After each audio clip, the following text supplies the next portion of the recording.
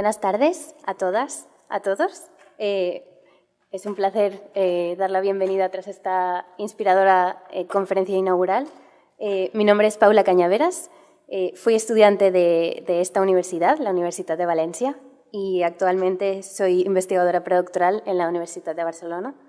Os acompañaré en algunos momentos a lo largo del congreso para ir guiando los distintos espacios y a continuación daremos paso al panel 1. Abuso sexual en la infancia, acciones internacionales de impacto, que encantada anuncio moderará Rosa Mochales, directora de la Unidad de Igualdad. Podéis subir las personas ponentes. Y para unir estos dos espacios, presencial y virtual,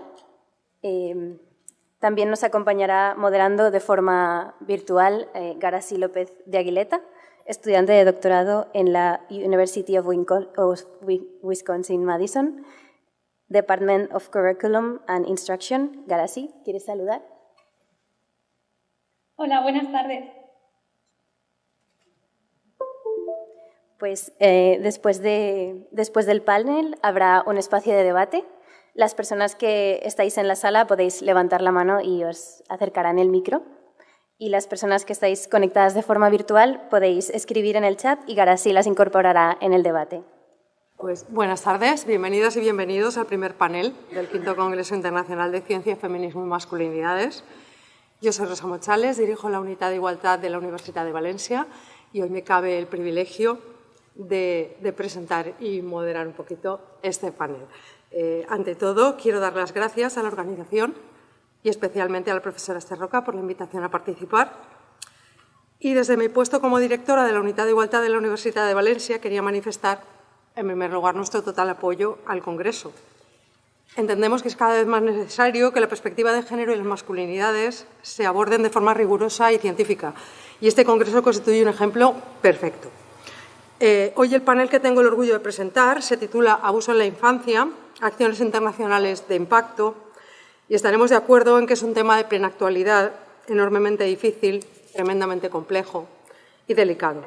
No obstante, es absolutamente imprescindible abordarlo. Y contamos para ello con dos ponentes que nos van a guiar en la comprensión de este tema. En primer lugar, presentaré a Sandra Racionero Plaza, que me acompaña aquí en la mesa. Ella es profesora agregada en la Universidad de Barcelona, tiene un doble doctorado en Psicología y Currículum por la University of Wisconsin-Madison, primera universidad del ranking en ambas disciplinas. Fue la única europea en recibir el Academic Achievement Award de esta universidad en el 2011. Es la cuarta científica del ranking internacional Google Scholar en la categoría de Safeguarding. Ha publicado extensamente sobre abusos sexuales en la infancia y la adolescencia, sus causas y su superación a través de actuaciones de éxito y de la reconstrucción dialógica de la memoria, en revistas científicas indexadas en los primeros cuartiles de JCR y Scopus, como Frontiers in Behavioral Neuroscience, Ames Neuroscience, and Children and Youth Service Review. Su investigación actual como miembro del CREA, Community of Research on Excellence for All, profundiza en estos temas desde la perspectiva de la socio-neurociencia. Es coautora del reciente informe de la Comisión Europea Achieving Student Wellbeing for All, Educational Context Free of Violence, que analiza científicamente cómo se superan los abusos a la infancia. Esta trayectoria científica la ha conducido a ser escogida como asesora científica del Proyecto Internacional de los Jesuitas en Roma para la superación de los abusos sexuales en todas sus obras en el mundo. Así que le voy a dar la palabra inmediatamente. Muchas gracias. Pues muchas gracias. Muy buenas tardes y en primer lugar reitero el agradecimiento a la organización de CICFEM por la invitación a participar en este panel. Me hace mucha ilusión estar aquí de nuevo y siempre es un placer contribuir a un congreso de este nivel científico. Bueno, mi presentación se centrará en esta cuestión, las evidencias científicas de impacto social, porque solo a través de ellas podemos superar este problema, el abuso sexual a la infancia. Dividiré la presentación en estos tres apartados. Bueno, pues retomamos. Estos serían los apartados que seguiré en la presentación. En primer lugar, hablaremos de cómo se reproduce y aumenta el abuso sexual a la infancia, centrándonos en algunos mitos que, por ser mitos, por ser bulos, pues aumentan este problema social. En segundo lugar, hablaremos de cómo se supera el abuso sexual a la infancia, y esto solo es posible con programas de intervención que están basados en evidencias científicas de impacto social. Y, en tercer lugar, presentaré el caso de una institución global que ha optado por trabajar en base a la evidencia científica de impacto social para superar los abusos sexuales a la infancia en el mundo. Es el caso de los jesuitas a nivel global. Vamos con el primer punto, algunos mitos sobre los abusos sexuales a la infancia que están reproduciendo y aumentando este problema. Me referiré a 4 de ellos. Este es el primero. La idea de que los abusos sexuales a la infancia son un problema de ciertas instituciones u organizaciones. Ahí se habla mucho del caso de la Iglesia, o también se ha venido hablando de la familia. ¿Qué dice la evidencia disponible? ¿Qué dicen las revistas científicas de impacto internacional sobre esta cuestión? Me voy a referir ahora a una revisión sistemática publicada sobre el tema de abusos sexuales a la infancia en una revista de primer cuartil, JCR, y ya deja clara esta cuestión, que los abusos sexuales a la infancia ocurren en todos los contextos. Hay abusos sexuales a la infancia en partidos políticos, en splays, en clubes deportivos, en escuelas de todo tipo, en la Iglesia, en la familia, etc. Los abusos sexuales a la infancia, desgraciadamente, es un problema con consecuencias muy graves para el desarrollo de los niños y de las niñas que se están produciendo en todos los lugares del mundo, independiente del contexto cultural, del nivel socioeconómico, de comunidades más grandes o más pequeñas. La idea de que pasa en suburbios y en barrios pobres no está basado en lo que nos indica la evidencia científica. Sin embargo, el problema que tenemos es que los datos suelen responder a los bulos. El bulo es que pasa más en determinados contextos, como puede ser la familia o la Iglesia, y los datos que se tienen, me refiero a estadísticas, vienen a reiterar esos bulos. Es lo mismo que pasaba con la violencia de género. Mientras las encuestas solo contemplaban como violencia de género la que ocurría en el domicilio o en parejas estables, quedaban ocultadas toda la violencia afectivo-sexual, la violencia de género en las relaciones esporádicas, y sabemos que es enorme.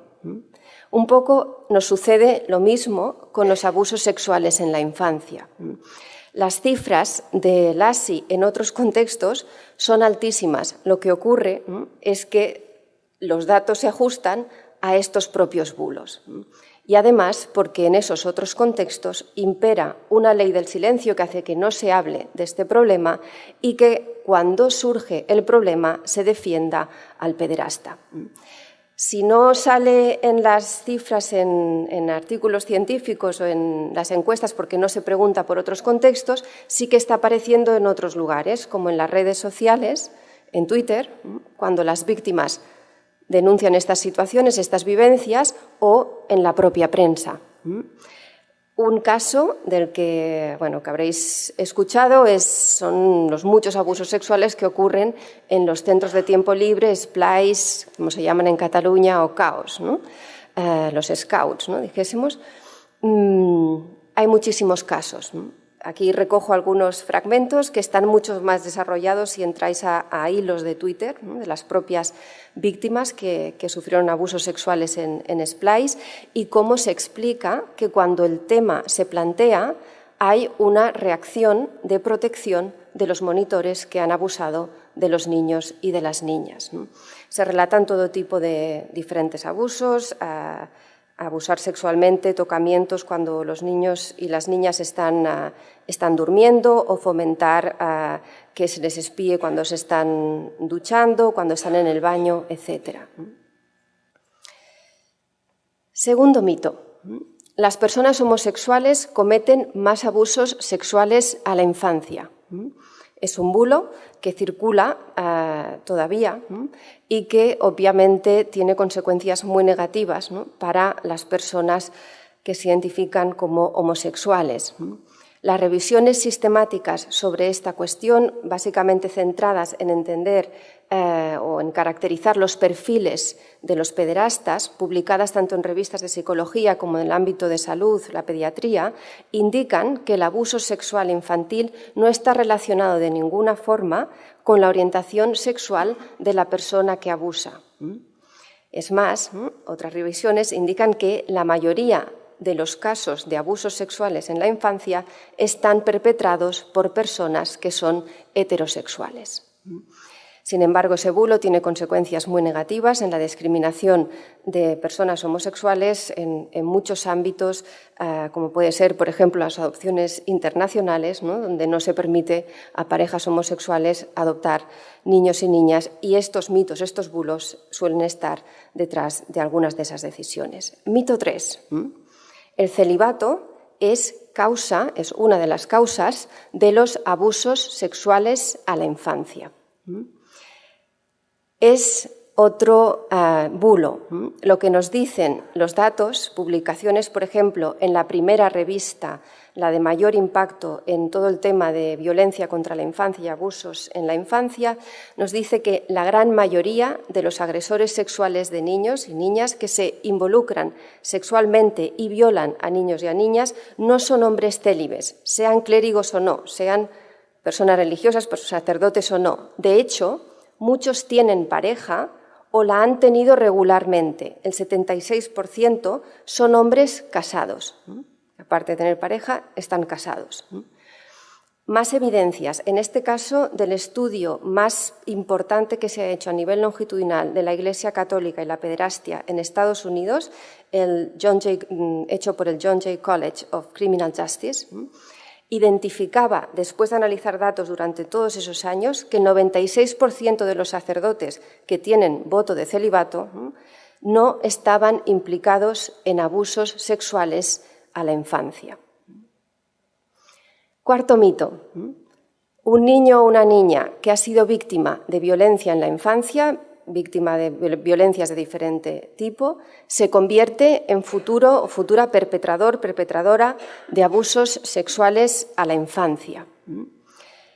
La evidencia disponible es que esa experiencia adversa en el desarrollo no es causa de perpetración de abusos sexuales a la infancia. Esa afirmación es de hecho muy grave y lo que tenemos evidencias es que revictimiza a niños y a niñas y a personas adultas que fueron víctimas de violencia.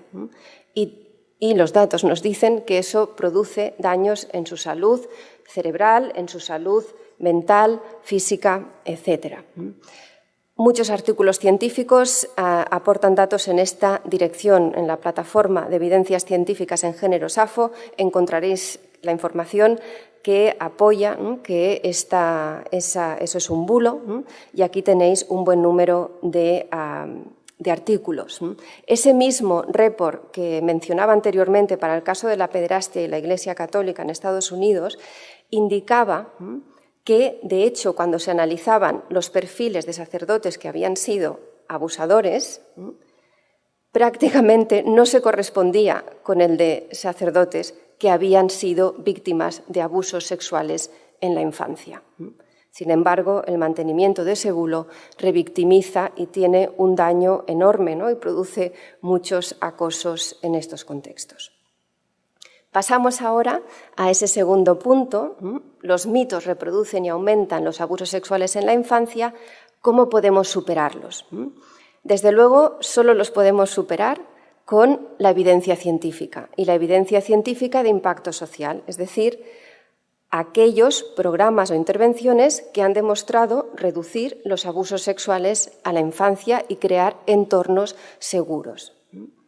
Me voy a referir al informe que se comentaba en la presentación, recientemente publicado por la Comisión Europea, que tiene este título, Achieving a Student Wellbeing for All, Educational Context Free of Violence, que ha sido dirigido por Ramón Flecha, el primer autor del mundo en violencia de género y en impacto social, y que precisamente responde a la preocupación de la Comisión Europea por el aumento, ¿no?, de casos de abusos sexuales a la infancia, de la enorme violencia contra la infancia y, sobre todo, cómo la podemos superar. El report tiene estas 3 secciones, se revisan las consecuencias de los abusos sexuales a la infancia en varias dimensiones del desarrollo infantil, cerebral, salud física, salud mental y rendimiento académico y aprovechamiento escolar. Y después, muy importante, se responde a esas 2 preguntas que podéis ver ahí, la 2 y la 3. ¿Cuáles son los programas y las acciones que demuestran superar este problema social? Y también cuáles son programas y acciones que dicen que lo superan, pero la evidencia científica disponible no indica que eso es así. Dicen que no lo consigue o que incluso empeoran la situación. Y la tercera parte del report es la respuesta a cómo lo están logrando. Los que sí que lo hacen, cómo lo consiguen. Después de una revisión de las publicaciones científicas sobre estos programas en relación a su impacto, a las consecuencias que tienen en mitigar las consecuencias negativas de los abusos a la infancia en esas 4 áreas que podéis ver, toda esa revisión a fondo de esas publicaciones científicas nos llevó a identificar 13 programas o acciones internacionales que sí que son capaces de abordar con éxito este problema. Aquí tenéis las 13, el informe está en abierto en Internet y cualquier persona se lo puede descargar y acceder a la lista de estos 13 programas, a más información y a publicaciones científicas donde aparecen esas evidencias de impacto social y también a otros programas que suenan mucho en nuestro contexto y en otros lugares en los que se invierten mucho dinero pero que han demostrado no funcionar.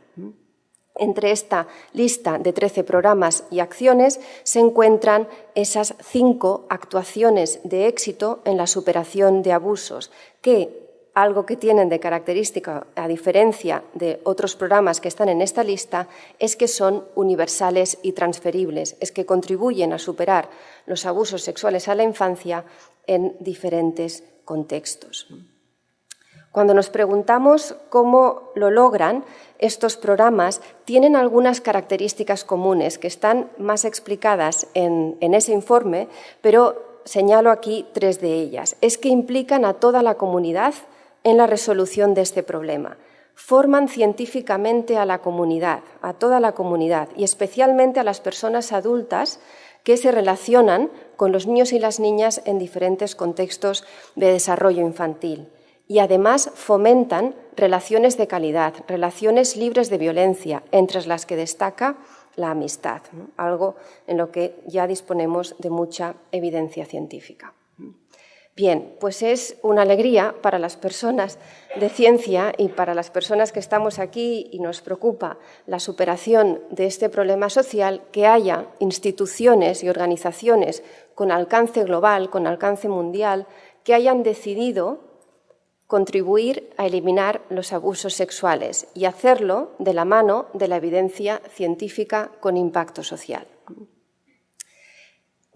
El ejemplo que comparto, porque es el único, desgraciadamente, que conozco y que conocemos, que existe a nivel internacional en estos momentos, es el de los jesuitas global. Y en concreto me voy a referir al proyecto Promoting a Consistent Culture of Protection, que es el proyecto que se decidió en el año 2019 que se implementase a cabo en todos los continentes para superar este problema y crear una cultura de la protección alrededor del mundo. Es para ese proyecto en el que ahora mismo estoy trabajando a tiempo completo, llevando las evidencias científicas de impacto social a todas las obras de los jesuitas en el mundo. Como decía, en el año 2019 los jesuitas global hicieron una declaración en la que se comprometían para la franja del año 2019 a 2029 a priorizar esta cuestión. Nos comprometemos a contribuir a la eliminación de los abusos dentro y fuera de la Iglesia, no solo contribuyendo a su eliminación en lo que respecta a sus propias obras, ¿no?, a sus escuelas y demás, sino a contribuir a superar este problema para toda la sociedad mundial.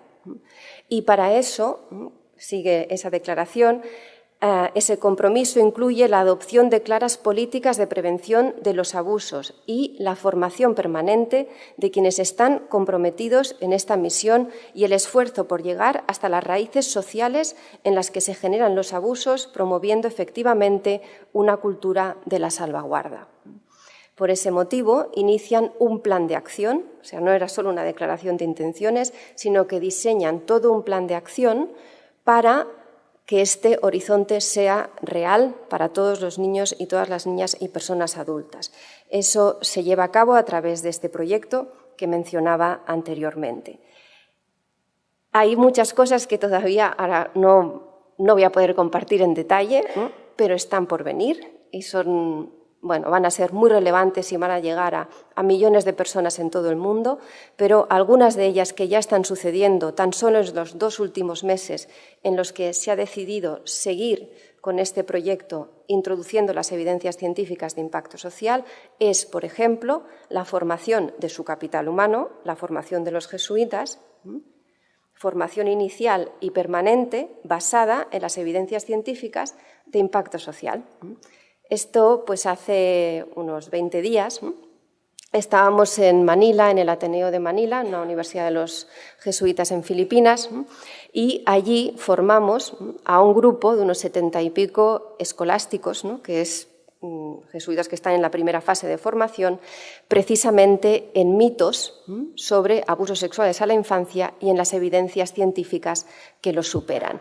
Hicieron muchísimas preguntas, era una sesión que estaba prevista para 1 hora y nos quedábamos más de 2 horas y luego en conversaciones más pequeñas. Fue una liberación para muchos de ellos, ¿no?, escuchar cuestiones como las que hemos planteado anteriormente sobre la homosexualidad o sobre la victimización en la infancia y la idea de que se pueden convertir en futuros maltratadores. De Filipinas, pues en el próximo mes esto se va a ampliar. Esta idea de formar al capital humano de los jesuitas en las evidencias científicas de impacto social continuará.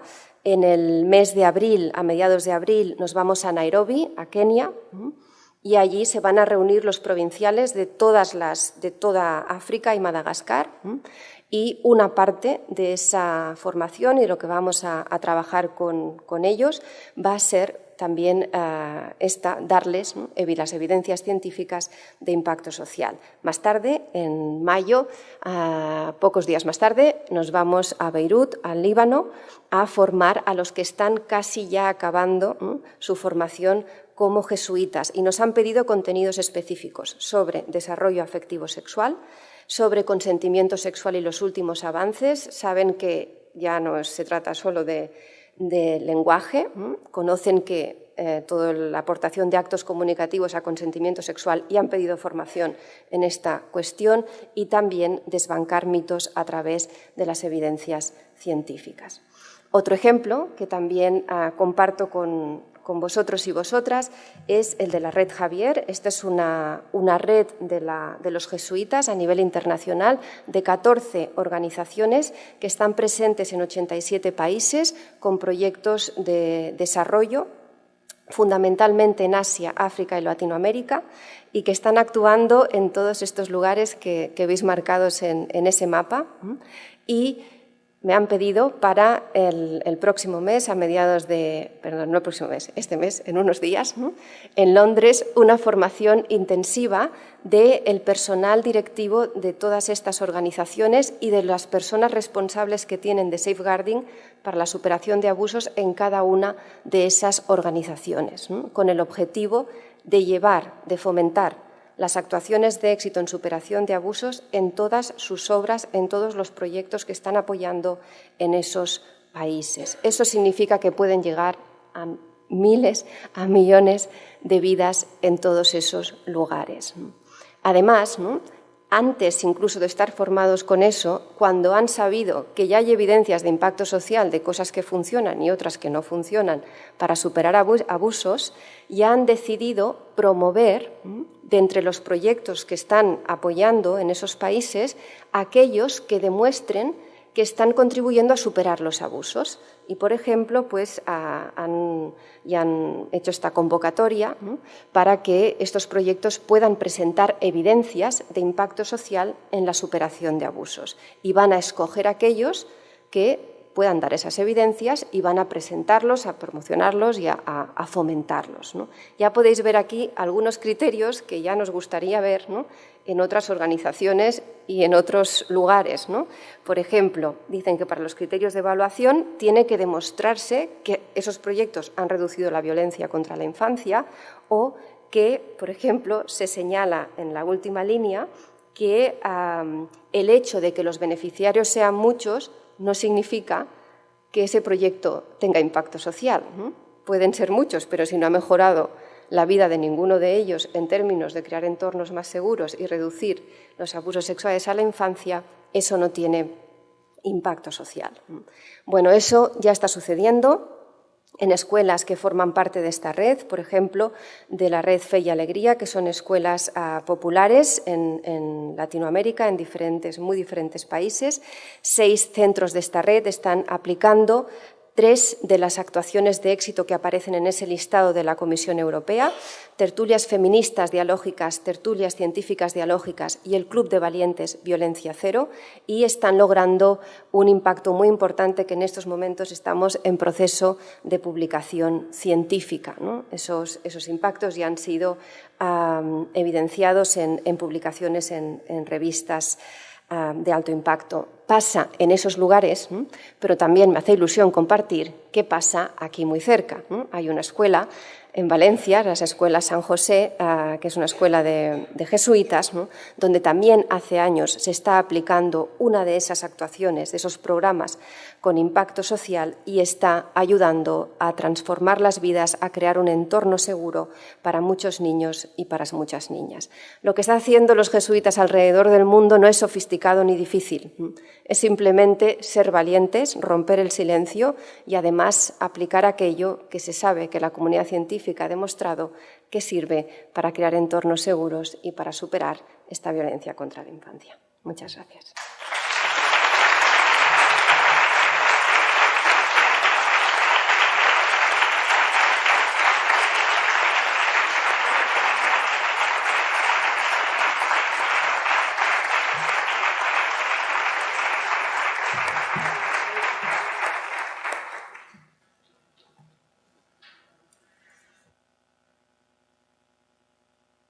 Muchas gracias, Sandra, y enhorabuena. Me parece que la comunicación ha tenido un contenido magnífico y un interés evidente. Y tenemos otra ponente para esta mesa. No sé si la presento ya. ¿Nos oye? Creo que se... ¿La presento ya? ¿Está? ¿Vale? De acuerdo. Pues nada, se trata de Tinka Schubert. Tinka Schubert ha iniciado su investigación en el ámbito de la violencia de género en el CREA, donde ha participado en diferentes proyectos de investigación y desarrollado la tesis doctoral sobre la violencia de género en las universidades españolas. Al mismo tiempo, ha participado en movimientos sociales para la superación de la violencia de género, como el Me Too Universidad, y con la investigación sobre las violaciones masivas al final de la Segunda Guerra Mundial, ha empezado a indagar más sobre la historia y la violencia de género. Actualmente es investigadora en el Instituto de Investigación Aplicada y Consultoría de Proyectos en Múnich, especializado en la reconstrucción histórica de los abusos sexuales en instituciones. Pues bienvenida, Tinka, y te doy la palabra inmediatamente. Voy a presentar un eje que sería un eje complementario a lo que ha presentado Sandra Arceniero sobre la prevención y que quizás es más típico para Alemania, pero no, desde luego no limitado a Alemania. Y se trata de la reconstrucción histórica de los abusos sexuales de menores en instituciones. Y ahora no me deja, ahora sí. es un eje que proviene de la historia de Alemania, del pasado que tenemos con la Segunda Guerra Mundial, y viene de Adorno, que ha trabajado el tema de cómo podemos trabajar el pasado, cómo podemos hacer una reconstrucción histórica para prevenir que algo similar como lo que ha pasado en la Segunda Guerra Mundial, algo similar al nazismo, pueda volver a surgir. Entonces, el término que utiliza se llama Aufarbeitung y lo traduzco como reconstrucción histórica. No sé si es el término más adecuado, pero bueno. Se trata de que solo podemos superar lo que ha pasado si podemos eliminar las causas de lo que ocurrió. Y mientras sigan existiendo las causas, puede volver a pasar el pasado y el peligro del pasado. Y dice que para superar ese peligro solamente lo podemos hacer, por un lado, con una pedagogía democrática y por otro lado, sabiendo qué es lo que ha pasado y por qué. Y sobre todo para luchar contra el olvido. Entonces, en esta línea, hoy en día en Alemania, el término Aufarbeitung, la reconstrucción histórica, no se refiere ya al nazismo sí, sino a lo que es la reconstrucción histórica de los abusos sexuales. Y eso sucede desde más o menos el 2010, que fue un año clave en ese sentido. No porque antes no se haya hablado de los abusos sexuales, sino porque en el 2010 hay un cambio muy importante en cómo se gestionan los abusos sexuales. Y voy a explicar cuál ha sido el cambio que sucedió. Y precisamente es un colegio jesuita que produjo ese cambio, no porque en la Iglesia Católica pase más, ni porque sean los peores, como bien ha dicho Sandra, pasa en todas partes, pero en este caso, en este colegio que ha habido abusos sexuales, sobre todo en los años 70 y 80, lo que sucedió en el 2010 es que el director escribió una carta a 600 alumnos, antiguos alumnos de la escuela, reconociendo los abusos sexuales que ha habido y diciendo que va a iniciar una investigación sobre cómo es posible que haya podido pasar eso. Y eso ha tenido un impacto muy, muy bestia en la prensa y a nivel social en general, que antes no ha habido. No porque no haya habido iniciativas para hacer casos de abusos sexuales públicos, sino porque en este caso pues se produjo, tuvo una atención mediática muy importante. Y es un ejemplo de una persona, un jesuita en este caso, que por primera vez se posicionó a favor de las víctimas.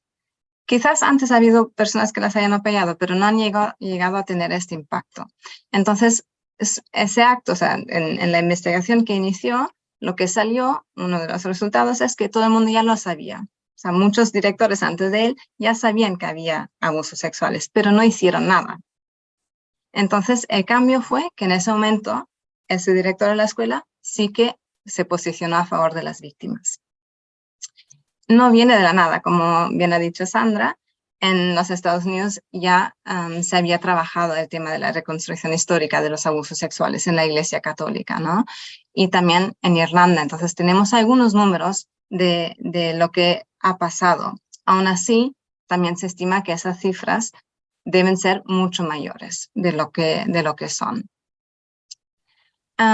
En ese momento, en el 2010, cuando fue en enero que el director de la escuela envió esa carta a los alumnos y enseguida se hizo público, eso animó a muchas otras personas que habían sido víctimas de abusos sexuales en los colegios, también rompieron el silencio y lo hicieron público. Y entre otras, víctimas de una escuela no católica, sino una escuela de la pedagogía reformista, una escuela ejemplo en lo que es la pedagogía reformista y que fue un escándalo aún mayor, ¿no? Entonces, el impacto que ha tenido esta carta que hizo el director del Colegio Canicio Y lo que llevo después es que, por un lado, se ha creado una oficina de un representante independiente en cuestiones de abusos sexuales de menores que viene del gobierno alemán. Ha llevado también a la creación de muchas redes y estructuras de participación de víctimas en los diferentes ámbitos, y voy a explicar algunas también. Y por otro lado, también ha llevado a estudios de reconstrucción histórica de los abusos sexuales, tanto estudios jurídicos, que fueron los primeros para ver si hay alguna cosa que se pueda llevar a juicio, que en estos casos, como es reconstrucción histórica, estamos hablando de casos que casi todos han prescrito, entonces normalmente no es posible, pero bueno. Y luego estudios históricos, psicosociales, etc. Voy a dar algunos detalles sobre estos tres ámbitos que se han generado. Primero, la representante independiente en cuestiones de abusos sexuales de menores, lo que quieren hacer es sensibilizar tanto en la política como a la sociedad de lo que de lo que es haber sufrido abusos sexuales en la infancia y también las necesidades que las víctimas pueden tener. Y por otro lado, también quieren desarrollar prevención y herramientas de prevención para, sobre todo, instituciones educativas.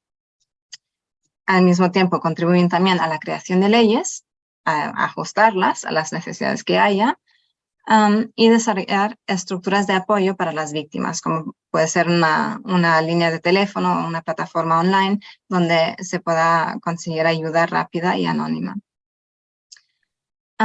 Esto ha llevado a crear una mesa redonda de abusos sexuales de menores, que es, o sea, todo eso depende ahora del gobierno alemán. Un consejo de víctimas, y se constituyó toda esta oficina en una comisión de reconstrucción histórica de los abusos sexuales. Entonces, hacen tanto estudios en los diferentes ámbitos, como ha dicho Sandra, no es un problema de la Iglesia, sino que está en muchísimos ámbitos, y no sé si cada año, pero cada X tiempo se dedican a un ámbito concreto. Entonces, ahora mismo creo que es el deporte, luego es la familia, luego ya han sido los colegios, y salen estudios concretos sobre todos estos ámbitos. Y luego hacen la comisión de reconstrucción histórica para ver qué es lo que ha pasado históricamente que se tiene que cambiar para prevenirlo. Y por otro lado, se ha creado un Consejo Nacional, y en este Consejo Nacional, que funciona en los diferentes niveles políticos, también regionales, o sea, desde el país de Alemania a las regiones y a las localidades más regionales. Y en ese Consejo Nacional trabajan tanto con científicos, con profesionales, con víctimas, con políticos, para discutir este tema y cómo prevenirlo y intervenir. Y luego también una cosa que se añade a esto es el reconocimiento económico, en este caso, de lo que se ha sufrido. Entonces, si se pide indemnización, es un órgano que puede dar apoyo a conseguir esa indemnización. No lo llaman indemnización porque dicen que no es posible indemnizar el daño hecho, pero es un reconocimiento de lo sufrido, es así el término. Y por otro lado, toda esta evolución que empieza en el 2010, al mismo tiempo, paralelo a lo que se ha generado a nivel estatal, también se han hecho redes de víctimas. Las víctimas de los diferentes institutos o ámbitos se unieron para hacer redes y para hacer presión y tener una presencia más visible de las reivindicaciones que tienen. Entonces, en contraposición a la mesa redonda que hizo el gobierno, salió la mesa cuadrada de las víctimas del colegio de Canicio que comentaba antes. Y piden, por un lado, una reconstrucción histórica, apoyo a las víctimas y indemnización. Y aquí cabe destacar que esta reconstrucción histórica, por mucho que fue uno de los primeros casos que salió así a nivel estatal, no se ha hecho aún y han pasado 13 años. Otra red de víctimas es la que se llama Romper el Vidrio, y también pide reconstrucción histórica, pide apoyo a las víctimas y prevención. Y es una red de víctimas que se ha generado en torno al otro colegio de la pedagogía reformista. Pero no han sido los únicos ni los primeros movimientos en ese sentido. Hay otros movimientos, como por ejemplo una red de antiguos jóvenes tutelados, que aún se llaman muchas veces de forma despectiva jóvenes tutelados, cuando son personas ya mayores que están por entrar en la pensión o ya están en pensión, y aún así se llaman jóvenes tutelados, ¿no? Y en el 2003 ya crearon una red para reivindicar o sea, el daño que han sufrido y el abuso que han sufrido, que no solamente fue sexual, pero también incluye la violencia sexual.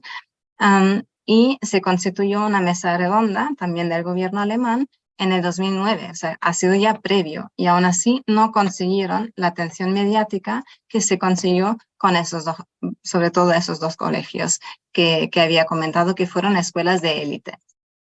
Y tampoco se consiguió todo esto con el movimiento feminista y de mujeres que llevan muchas décadas reivindicando los abusos. Y la tercera parte, en la que me voy a centrar un poco más, son los estudios que se han hecho en el instituto en el cual estoy yo, que desde el 2011 está haciendo estudios de reconstrucción histórica de los abusos sexuales. Y lo hace en diferentes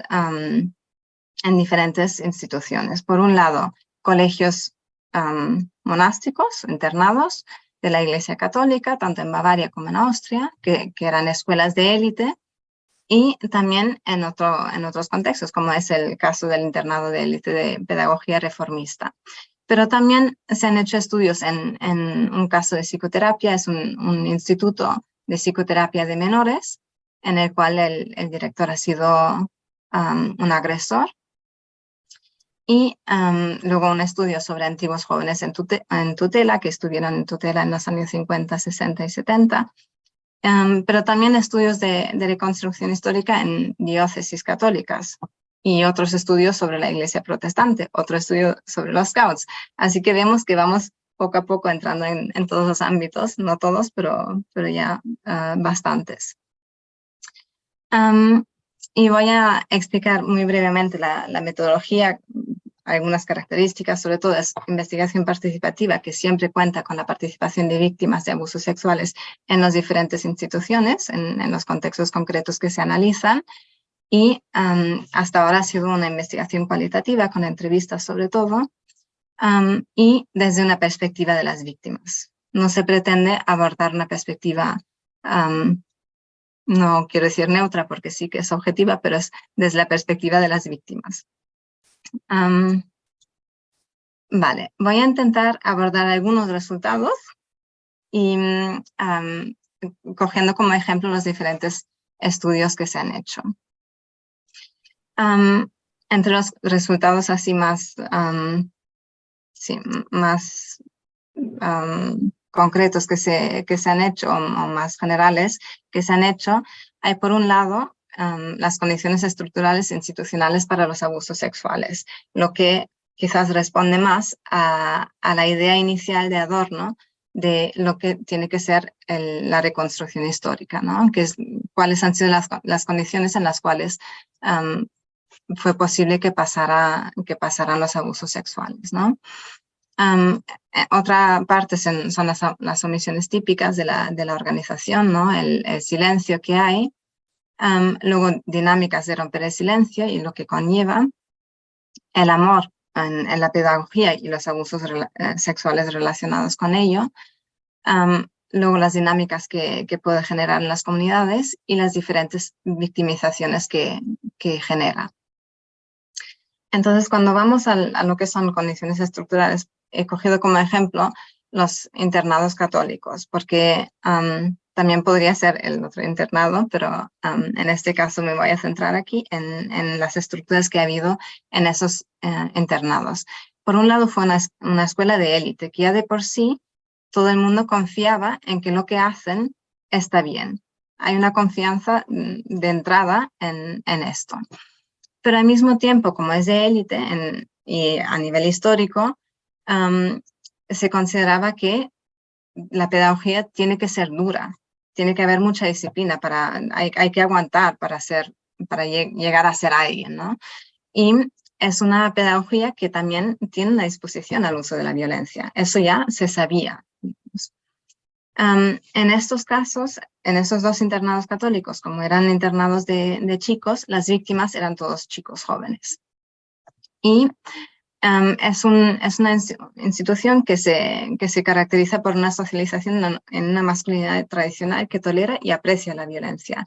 Que se aprecia que puedas recibir violencia y gestionarlo de alguna manera.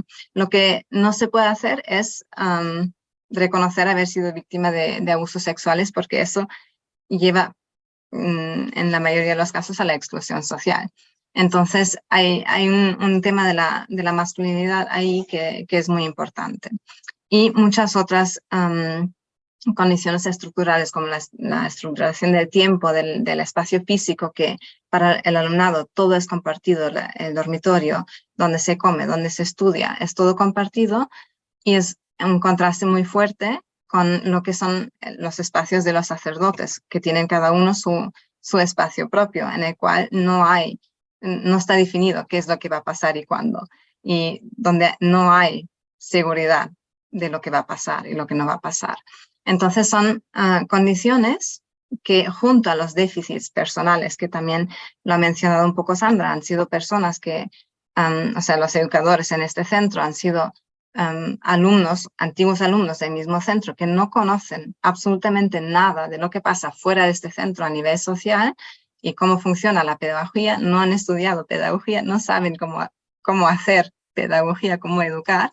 Entonces son unas condiciones que aumentan la probabilidad de la violencia sexual. No porque, como ha dicho Sandra, porque lo hayan vivido, sino porque no conocen otra cosa y además están en un contexto en el cual casi les obligan también a hacer lo mismo. Y aún así, son pocos los que lo hacen. Son muy pocos los que ejercen violencia, y estas personas tienen muchas víctimas. Estamos hablando, en un caso, en un estudio, estamos hablando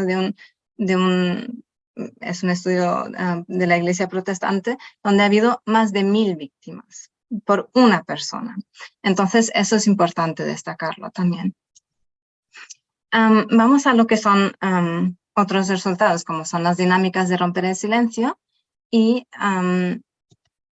aquí, en el caso del Colegio de Pedagogía Reformista, se supone que hay una orientación pedagógica que está opuesta a los internados católicos. Es una escuela que se funda en una alternativa a esta pedagogía violenta y intentan crear algo nuevo. Y en este espacio donde se supone que no va a haber ese tipo de violencia, es donde se genera, precisamente. No porque sea reformista, sino porque ha habido un contexto muy laxo en el cual todo está permitido.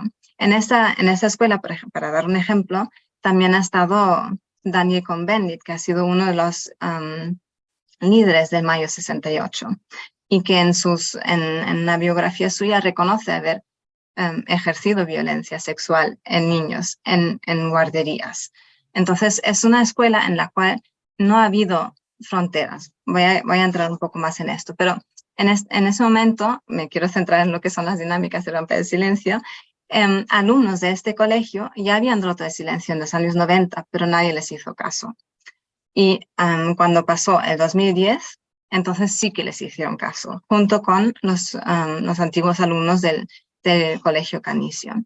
Y esto ha generado una polarización muy fuerte, un conflicto interno también muy fuerte de todos los alumnos y también personas que han trabajado ahí, porque había una identificación tan fuerte con esta escuela, que ha generado posicionarse o a favor o en contra de ellos, o tener un conflicto interno entre qué es lo que he hecho yo y lo que no he hecho, o quizás personas que han ejercido violencia o que han sido víctimas y antes no la habían reconocido. Entonces ha generado una emocionalidad muy fuerte que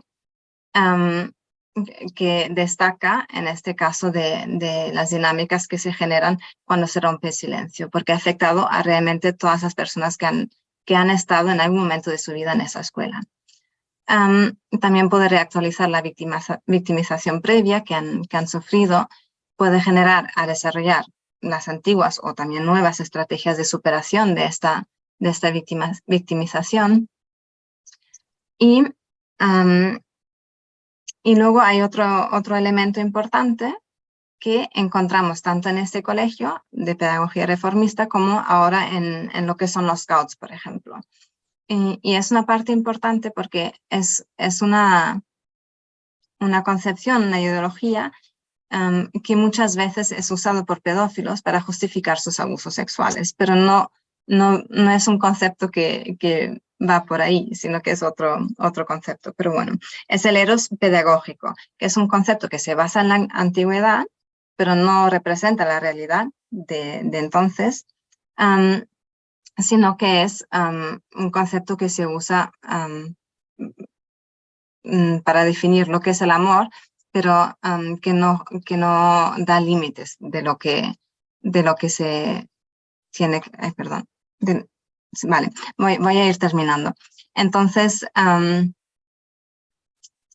voy a ir muy rápido en lo que son, digamos, victimizaciones que hay, que pueden ser muy diferentes, que no son solamente un trauma que se sufre, sino que también un trauma o unas consecuencias a nivel más social, a lo que son las relaciones sociales, el trabajo y la salud, que sobre todo en caso de antiguos jóvenes tutelados, tienen que volver a una residencia a ser tutelados cuando ya han sufrido la violencia en su infancia y la tienen que volver a vivir en la edad anciana.